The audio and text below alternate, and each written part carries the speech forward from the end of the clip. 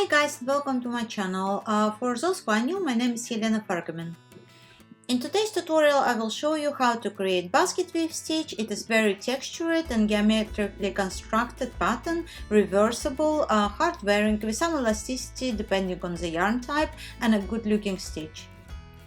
The beauty of this texture is that some stitches appears to be worked vertically and some are horizontally. However, this fabric is created by working a group of front and back raised treble crochet UK turns or double crochet US turn stitches.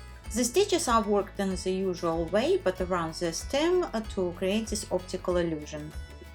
This stitch would suit many yarn types and qualities, good stitch for clothes and accessories, as well as due to its hard-wearing construction, it is great for cushion, bags and even floor covering, of course with the suitable yarn quality for the project. It also can be combined well with other stitches to enhance the structure in the design of various projects.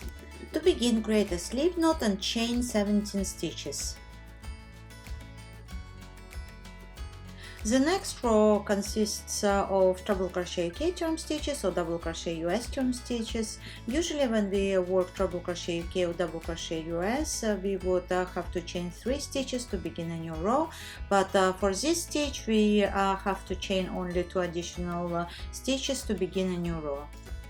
You can work into top loop or you can turn your chain and work under the bumps. I'm going to work into top loops, yarn over and work 1 treble crochet UK turns or 1 double crochet US turns into 4th chain stitch from the hook and continue working treble crochet UK turns or double crochet US turns to the end of the row. When you come to the end of your first row, work the last stitch into the chain stitch and to begin a new row, chain 2 and turn your work. If you turn your work clockwise, your chain will be twisted, then you will have to reposition the hook. If you turn your work anti-clockwise, you don't have to reposition the hook, continue crocheting. In the next row we will work front and back raised treble crochet UK turns or double crochet US turns. By looking at the symbols and diagram you can see that front raised stitch marked blue and a back raised stitch marked black. To begin, miss first treble UK or double US and work 1 front raised treble UK turns or 1 front raised double US turns around the next stitch by inserting your hook from the front around the stem of the treble UK turns or double US turns in the row below from right to left, then work the stitch in a usual way. Once again, work the same stitch around the next stitch by inserting your hook from the front around the stem in the row below from the right to left, then work the stitch in the usual way.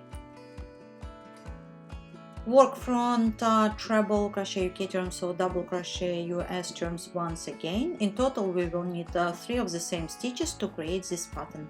Only at the end of the row we will work 4 of the same stitches to complete the row. After completing 3 front stitches, work 1 back raised stitch around the next stitch, yarn over, insert your hook from the back around the stem of the stitch in the row below from the right to left and work 1 treble crochet UK turns or 1 double crochet US turns in a usual way. Work 1 back raised stitch once again, yarn over, insert your hook from the back around the stem of the stitch in the row below from the right to left and work 1 treble crochet UK turns or 1 double crochet US turns in the usual way. Repeat the back raised stitch once again. After completing 3 back raised stitches, work 3 front raised stitches around the next 3 stitches again, and after that work 3 back raised stitches by creating the pattern repeats 3 by 3. If it's difficult to remember steps, think like that. The front raised stitch is visible, you can see clearly what you do at the front, and the back raised stitch is invisible, you can't see clearly what you do because it is on the back. This method I've created in my head when I got confused with those stitches.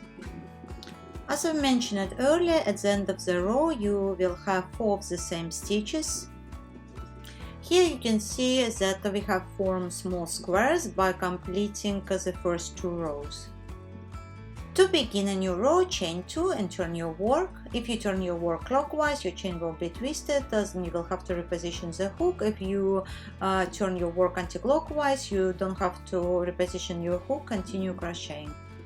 Look at the stitches. For the stitches that are at the back, work back race treble UK turns or WS turns, and for the stitches that stands out, you have to work front race treble UK turns or WS turns by forming the pattern by 3 front stitches and by 3 back stitches, creating a 3 by 3 pattern.